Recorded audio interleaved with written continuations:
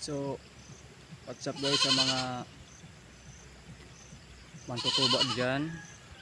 Kamusta na po kayo yung binta nyo? Mabinta ba yung mga tuba nyo dyan? Buti nga sa inyo, mabinta. Sa akin hindi, minsan lang yung bumibili ng ano, tuba sa isang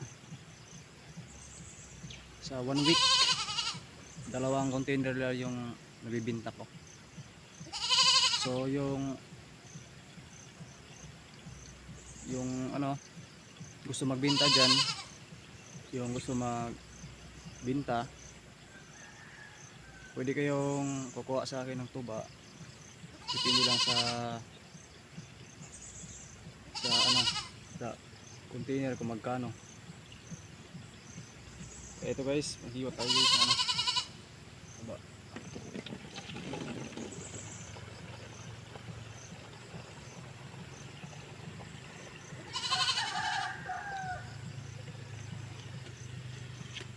Bali sa isang puno, 3 pala yung ano ko dito, yung sanggab. Iwan ko lang kung makapuno siya ng ano ko, 1 galon.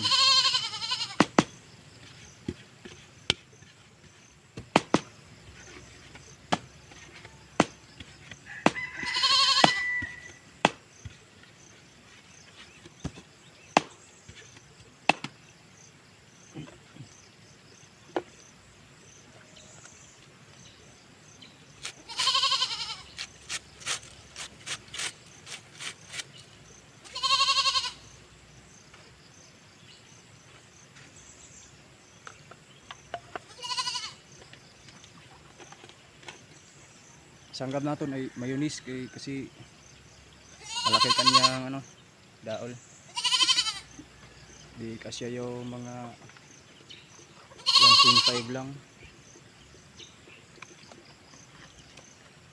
Ito hindi pa masyado malakas to kasi ano,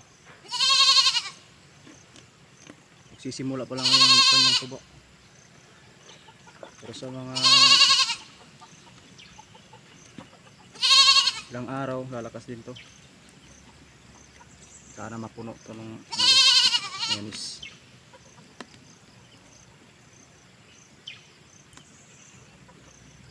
So sa kabila nito, di